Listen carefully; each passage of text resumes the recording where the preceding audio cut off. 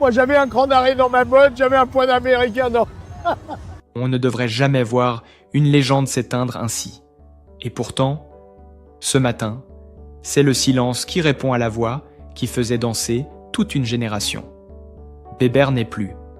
Sa disparition, soudaine, presque incompréhensible, frappe comme un contretemps brutal au cœur du rock'n'roll français. Et on s'est pointé au studio à Boulogne.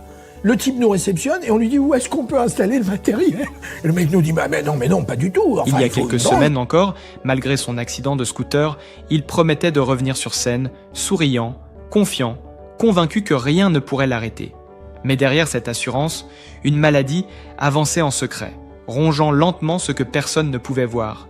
Et aujourd'hui, avec des fleurs et des larmes, un pays entier se prépare à dire adieu à l'âme des Forbans, à cette énergie qui semblait immortelle. Mort de Bébert des Forbans. Avec des fleurs et des larmes. Adieu à une légende du rock'n'roll. Depuis que je suis môme, je viens à la foire du trône, quoi. Ma spécialité, c'était de taper dans le ballon. Mais comment un gamin de banlieue, guitare à la main et rêve plein les poches, a-t-il pu devenir l'icône électrique d'une génération entière? Pour comprendre, il faut revenir au début flamboyant des Forbans, là où tout a commencé. À la fin des années 70, Bébert n'est encore qu'un adolescent passionné, mais dès que les Forbans se forment en 1978, quelque chose change. Sur scène, il devient ce leader irrésistible, mélange de fougue, de tendresse et d'insolence joyeuse qui séduit immédiatement le public. Mais une question demeure, suspendue comme une ombre au-dessus de cette histoire. Comment un homme, qui promettait encore son retour sur scène, a-t-il pu s'éteindre si brutalement, presque en silence? Pour comprendre ce mystère douloureux, il faut se frayer un chemin entre les souvenirs, les confidences et les zones d'ombre qui entourent l'imaginant les derniers mois de Bébert, cette voix solaire des Forbans qui semblait, pour beaucoup, indestructible. Car derrière l'image festive, derrière l'énergie rock qui faisait vibrer les salles depuis plus de 40 ans, se trouvait un homme que peu connaissaient vraiment. Le public voyait le sourire, la chemise ouverte, les refrains taillés pour la danse, mais ses proches, eux, savaient que Bébert portait depuis un an une fatigue étrange, un ralentissement discret, presque imperceptible pour ceux qui ne vivaient pas à ses côtés. Et pourtant, personne n'aurait imaginé que cette fatigue annonçait les premiers signes d'une maladie lente, sournoise, qui progressait dans l'ombre, sans bruit, comme une coulée de nuit qui envahit doucement les jours. Lorsque Michel Papin, son ami de toujours, son frère de scène, annonce à l'AFP que Bébert est mort des suites d'une longue maladie, le choc est immense. Longue maladie? Pour beaucoup, c'est incompréhensible. L'accident de scooter, survenu quelques semaines plus tôt, avait déjà inquiété les fans, mais Bébert lui-même les avait rassurés. Sur les réseaux sociaux, dans une courte vidéo tournée depuis sa chambre d'hôpital, il souriait. « Je reviens très vite les amis, ne vous inquiétez pas ». Sa voix était un peu rauque, son regard un peu fatigué, mais il restait fidèle à lui-même, plein d'humour, confiant, presque joueur. Il parlait de « petits retards », de « pauses forcées », comme s'il s'agissait simplement d'un chapitre à traverser avant de retrouver la scène. Pourtant, derrière ce sourire, quelque chose se fissurait déjà. Ses proches racontent aujourd'hui que depuis l'été, Bébert avait cessé de parler de certains projets. Lui qui avait 1000 idées à la minute, qui rêvait encore d'un album acoustique pour leurs 50 ans de carrière, semblait soudain remettre les choses à plus tard. « On verra », disait-il souvent. Lui qui n'avait jamais eu peur de l'avenir, commençait doucement à s'en méfier. Mais comme tant d'hommes de sa génération, surtout ceux façonnés par les tournées, les nuits courtes et le rock à l'ancienne, Bébert ne se plaignait jamais. Chez lui, la douleur ne se disait pas. Elle se masquait, se rangeait derrière une plaisanterie. Ses proches évoquent aujourd'hui une forme de pudeur, presque une loyauté envers le public. Il ne voulait pas inquiéter, ne voulait pas être vu comme un homme affaibli. Alors il souriait, il rassurait, il détournait les questions. Une partie de lui refusait peut-être de regarder la vérité en face. La vérité, c'est que, au fil des mois, la maladie gagnait du terrain. Une maladie que ses médecins surveillaient, mais qui restait instable, parfois capricieuse, parfois violente. L'accident de scooter n'a fait qu'aggraver une fragilité déjà installée, une fragilité invisible pour ceux qui ne savaient mais. Bébert avait d'abord cru que le choc n'était qu'un détour, un contretemps. Mais après l'accident, son corps a commencé à lutter 2 fois, contre les séquelles et contre ce mal plus ancien, plus profond. Dans les semaines qui ont suivi, ses proches racontent une succession de jours lumineux et d'autres plus sombres. Parfois, il riait, se souvenait, parlait musique, bouillonnait d'idées. Parfois, il restait silencieux, contemplatif, comme si un poids invisible l'écrasait. Son entourage parle d'un homme lucide, extrêmement lucide, qui comprenait mieux que quiconque ce qui était en train de lui arriver, mais qui refusait de le dire ouvertement. Une forme de résistance silencieuse, une pudeur presque héroïque. Et puis, mais tout s'est accéléré. Une complication, une rechute, une nuit plus difficile que les autres. Ses proches ont été prévenus. Michel Papin a été l'un des premiers à comprendre que le temps se comptait désormais en heures, non plus en jours. Il était là, comme il l'avait été sur scène pendant plus de 40 ans, témoin et gardien de cette histoire qui leur appartenait à tous les deux. Les mots qu'il utilise aujourd'hui pour annoncer sa mort sont simples, mais leur simplicité est bouleversante. Au nom de la famille. Comme si dans ce dernier geste, il continuait à protéger son ami. Ce 25 novembre 2025, dans une chambre de la région parisienne, Bébert a quitté ce monde comme il avait vécu. Simplement, discrètement, sans bruit. Pas de grands discours, pas de mise en scène. Une lumière qui s'éteint doucement, presque comme un souffle. Mais ce qu'il laisse derrière lui, c'est un vide immense. Une cicatrice collective dans la mémoire de tous ceux qui ont grandi avec ses chansons. Et c'est là que surgit la question qui hante aujourd'hui les fans. Que reste-t-il vraiment lorsqu'une légende disparaît dans le silence ? Le rock'n'roll, avec sa fougue, ses nuits blanches et son insouciance, nous a appris à croire en l'éternité des idoles. Mais Bébert, dans la vulnérabilité de ces derniers mois, nous rappelle que derrière chaque star, derrière chaque refrain, se cache un être humain fragile, parfois brisé, parfois épuisé, mais toujours digne. Et alors que les fleurs commencent à s'accumuler devant les salles où il chantait, que les messages affluent, que les souvenirs remontent comme une vague trop longue contenue, une autre question se pose. Avons-nous vraiment vu, vraiment compris l'homme derrière la légende ? Mais au-delà de l'artiste, une autre question, plus intime, plus déchirante, s'impose peu à peu. Que se passe-t-il lorsque la lumière s'éteint brusquement dans une famille qui pensait encore avoir du temps devant elle ? Car si Bébert était une figure du rock français, il était surtout un père, un mari, un homme qui puisait sa force dans les liens les plus simples et les plus profonds. Dans l'ombre de l'annonce publique, deux destins se sont brisés d'un coup. Ceux de Kevin et de Georgia, ses enfants nés de son union avec Nourit. Tous deux ont grandi avec un père souvent sur la route, soumis aux exigences de la scène, mais jamais absent dans le cœur. Bébert avait cette manière unique de faire sentir sa présence même lorsqu'il était loin. Un appel tard le soir après un concert, un message improvisé, un rire partagé entre deux répétitions. Ses proches racontent que, malgré la séparation avec leur mère, il n'a jamais laissé une distance s'installer entre eux. Il avait ce besoin viscéral d'être un père, un guide, parfois maladroit, souvent pudique, mais toujours profondément aimant. Pour Kevin, l'aîné, la nouvelle est tombée comme un coup de tonnerre. Lui qui avait passé une partie du mois d'octobre à accompagner son père après l'accident de scooter, pensait qu'ils avaient encore du temps, encore des discussions inachevées, encore des projets simples comme partager un repas ou revoir ensemble un concert des débuts. Dans son entourage, on raconte qu'il avait commencé à récupérer des archives vidéo pour montrer à son père, quand il serait remis, les premiers concerts des Forbans, ceux où Bébert chantait avec l'audace d'un jeune homme qui ne doutait de rien. Aujourd'hui, ces vidéos deviennent des fragments de mémoire, des trésors qu'il protège avec une intensité presque fiévreuse. Georgia, elle, parle peu. Depuis l'annonce, elle reste entourée de ses proches, mais son silence dit tout. Cette sensation étrange d'être emportée dans un tourbillon où le monde continue de tourner alors que le sien s'est arrêté net. On raconte qu'elle a confié à un ami proche qu'elle regrettait une chose, ne pas avoir eu le temps de dire à son père combien sa résilience, son humour, son énergie l'avaient façonné, même lorsqu'ils ne se voyaient pas souvent.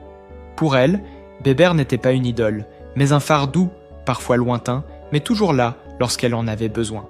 Et puis il y a Astrid, son épouse, celle qui partageait sa vie depuis 10 ans, celle qu'il avait finalement épousée en 2022, après tant d'hésitations, tant de doutes, tant de conversations à cœur ouvert.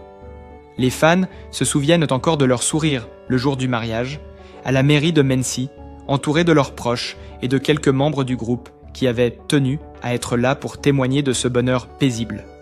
Mais derrière ces sourires radieux se cachait une crainte que Bébert n'avait confiée qu'à demi-mot, celle de priver Astrid de la maternité.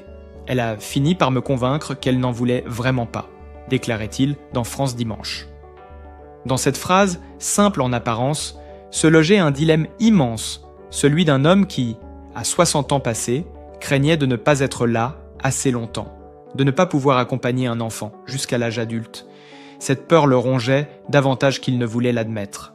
Astrid, de plusieurs années sa cadette, avait dû le rassurer, l'apaiser, lui répéter que son bonheur ne dépendait pas de la maternité, que son rôle de belle-mère auprès de Kevin et de Georgia lui suffisait, qu'elle aimait sa vie telle qu'elle était. Bébert, profondément touché, avait fini par accepter cette vérité. Il n'avait pas à offrir plus que ce qu'il était. Aujourd'hui, Astrid se retrouve face à une absence qui ne ressemble à aucune autre. Elle l'a vu lutter, se battre pour se relever après l'accident, faire des projets, rêver encore, écrire des débuts de chansons dans un carnet qu'il gardait près du lit. Elle l'a vu sourire malgré la douleur. Elle a senti son inquiétude, ses nuits plus courtes, sa fatigue qui se glissait partout. Mais jamais, jamais, elle n'aurait imaginé que le combat toucherait à sa fin si vite. Depuis l'annonce, elle reçoit les messages, les hommages, les photos envoyées par les fans, et chacun d'eux la touche profondément. Mais derrière chaque mot, il y a une blessure qui s'ouvre un peu plus. Elle a confié à un proche qu'elle avait eu l'impression durant les dernières semaines que Bébert tentait de lui dire quelque chose, de lui préparer ce moment sans la brusquer. Comme si dans ses regards silencieux, il glissait une forme d'adieu pudique qu'elle n'avait pas encore su reconnaître. La veille de sa disparition, il a eu un geste qui la marque encore. Il lui a demandé de laisser la fenêtre entr'ouverte, pour entendre un peu le vent, comme quand on part en tournée. Une phrase simple, presque banale, mais qui, dans le contexte, résonne aujourd'hui comme un murmure d'adieu. Kevin et Georgia, eux, ont dû faire un choix rapide, brutal, celui de protéger Astrid, de maintenir ensemble une forme d'équilibre fragile, de décider des démarches, des annonces, des hommages. Pour la première fois, ils se retrouvent à devoir prendre la place que Bébert occupait, à devoir être les piliers de cette famille recomposée qu'il avait bâtie avec tant de soin. Dans les heures qui ont suivi sa mort, un moment a bouleversé ceux qui étaient présents. Les trois, Astrid, Kevin et Georgia, se sont retrouvés dans le salon, sans un mot. Personne ne pouvait parler. Et pourtant, c'est dans ce silence-là, lourd, douloureux, presque sacré, que s'est dessiné quelque chose de nouveau. Une promesse muette, celle de continuer à le faire vivre, à raconter son histoire, à protéger son souvenir. Aujourd'hui, encore l'acte-causant, la question demeure: comment fait-on pour survivre à l'absence d'un homme qui occupait tant de place, non par sa stature, mais par sa présence chaleureuse et constante? Une question qui résonne pour Astrid comme pour ses deux enfants, et qui n'a peut-être encore trouvé sa réponse. Mais déjà, une chose s'impose. Dans leur douleur, dans leurs gestes fragiles, dans leurs premiers choix faits dans la tourmente, on devine le reflet de ce que Bébert a transmis toute sa vie. Une forme de loyauté, de douceur, de courage discret. Une force qui, peut-être, les aidera à avancer malgré tout. Mais pour comprendre l'empreinte que laisse aujourd'hui Bébert, il faut revenir là où tout a réellement commencé. Dans une salle de répétition modeste, en 1978, avec 3 amis de lycée et une énergie brute qui ne demandait qu'à éclater. Les four bands naissent presque par accident, sans stratégie, sans plan de carrière, simplement avec ce désir adolescent de faire vibrer les murs et de transformer chaque soirée en fête. Très vite, quelque chose se dégage de ce groupe, encore amateur. Une spontanéité rare, une joie communicative, un style hybride entre rock, pop et insouciance pure qui parle à tout le monde. Ils ne se prennent pas au sérieux, et c'est précisément ce qui les rend irrésistibles. Le vrai basculement arrive en 1982. Quelques notes, un refrain puissant, une reprise revisitée d'un classique américain. Et soudain, tout le pays se met à chanter « Chante !». Le morceau devient un phénomène. Les ventes explosent, les radios s'emparent du titre, les plateaux télé veulent tous ce jeune groupe qui semble porter sur ses épaules l'énergie d'une génération. Bébert, déjà leader naturel, devient la figure de proue, celui qu'on reconnaît immédiatement, celui dont la voix fait monter l'adrénaline. Sa façon de bouger, de rire, de prendre le micro comme s'il portait la fête en lui. Tout cela forge son image de showman au cœur tendre, un paradoxe que les fans adorent. Ce succès fulgurant aurait pu n'être qu'un feu de paille, mais les four bands refusent de se laisser consommer par l'industrie. Ils veulent durer, coûte que coûte. Alors ils enchaînent les tournées, les enregistrements, les émissions, sans jamais perdre leur esprit d'origine, proche du public, populaire, sincère. Loin des excès rock qui détruisent, eux construisent, patiemment, presque humblement. Le groupe, d'ailleurs, ne disparaît jamais vraiment. Il évolue, mûrit, parfois se réinvente, mais ne rompt pas. Dans les années 2000, alors que tant d'autres groupes des années 80 se délitent ou deviennent des souvenirs nostalgiques, les four bands continuent de jouer. Leur fidélité au public est leur moteur. Ils participent à la tournée Âge tendre, où les idoles d'hier retrouvent les foules d'aujourd'hui. Bébert, au milieu de ces artistes qui ont traversé le temps, explose de la même énergie qu'à ses débuts. Il plaisante, il improvise, il remercie le public comme s'il se produisait pour la première fois. Certains techniciens racontent même qu'il avait un rituel avant chaque concert, poser la main sur l'épaule de Michel Papin, son batteur et ami de toujours, et murmurer « On y retourne, frère ». Une phrase simple mais qui résumait tout, la fidélité, l'amitié, la persévérance. Et puis arrive 2018. Un anniversaire symbolique, 40 ans de scène, 40 ans d'histoires partagées, de salles pleines, de doutes et de renaissance. Lorsque les four bands montent sur la scène mythique de l'Olympia, tout résonne différemment. C'est un moment hors du temps, un retour aux sources et en même temps, un triomphe. Bébert, cette fois, n'est plus un jeune homme insouciant. Il est un artiste accompli, un homme qui a traversé des tempêtes et qui les porte désormais avec une sérénité nouvelle. Dans son regard ce soir-là, on devine une forme de réconciliation intime, comme s'il se disait enfin que tout ce chemin, avec ses chutes, ses doutes et ses éclats, avait un sens. Car derrière l'histoire musicale, il y a celle de l'homme qui peu à peu a appris à accepter les changements. Le rock des années 80 n'existe plus vraiment. Le public s'est dispersé, les modes ont tourné, les radios ont évolué. Mais les four bands, eux, ont continué d'avancer. Et Bébert aussi. Il a appris à aimer les salles plus petites autant que les grandes, à savourer les rencontres, les confidences des fans, les souvenirs racontés par ceux qui l'avaient vus en 1982 et revenaient avec leurs enfants en 2010. Il disait souvent que sa plus grande victoire n'était pas le tube qui avait tout déclenché, mais la fidélité. Cette fidélité qui traverse les générations, qui transforme une chanson en mémoire commune. Ces dernières années, on sentait chez Bébert une forme de sagesse nouvelle, une manière de regarder son parcours non plus avec la fougue d'hier, mais avec une lucidité pleine de douceur. Il savait qu'il avait vieilli, il l'acceptait. Il en parlait parfois en riant, parfois avec une sincérité désarmante. Il disait que le rock n'était pas un style, mais un état d'esprit. Le jour où je cesse d'y croire, j'arrête tout. Mais il n'a jamais cessé d'y croire. C'est peut-être cela, sa plus grande renaissance. Non pas un retour spectaculaire sous les projecteurs, mais cette capacité rare de se réinventer sans se trahir, de traverser les époques en restant authentique, en refusant les artifices, en avançant avec dignité. Il n'a jamais couru après les tendances, jamais cherché à redevenir ce qu'il avait été à 20 ans. Au contraire, il embrassait pleinement le temps qui passe, comme un compagnon de route. Et aujourd'hui, alors que son absence résonne comme un vide immense, cette leçon prend une force nouvelle. Les four bands, dans leur histoire, portent la trace de cette philosophie. Tout ce qui vit se transforme, se fragilise, renaît autrement. Le groupe a connu des séparations, des retours, des pauses, des célébrations. Mais jamais il n'a renié son essence. Et Bébert, jusqu'au bout, en a été le cœur battant. Sa disparition ouvre une blessure, mais elle révèle aussi quelque chose de plus grand. La beauté d'un parcours accompli, la lumière d'un homme qui a su faire la paix avec lui-même et qui laisse derrière lui une musique qui ne vieillira jamais vraiment. Une musique qui raconte une époque, mais aussi une façon d'aimer la vie, simple, entière, profondément humaine. Et c'est peut-être dans cette lumière-là, dans cette tendresse-là, que se dessine aujourd'hui la véritable mémoire de Bébert. Non pas une idole figée dans le passé, mais un homme qui, jusqu'au dernier moment, a su transformer ses fragilités en force et ses doutes en sagesse. Une présence qui continue de vibrer à travers chaque refrain, chaque souvenir, chaque émotion partagée. Une présence vivante, encore, malgré l'absence. Et maintenant que l'histoire de Bébert touche à sa fin, un silence particulier s'installe. Ce n'est plus celui du choc, mais celui qui suit les grands départs. Lorsque l'on réalise que ce que l'on perd n'est pas seulement une voix, mais une présence, une chaleur, une manière unique d'habiter le monde.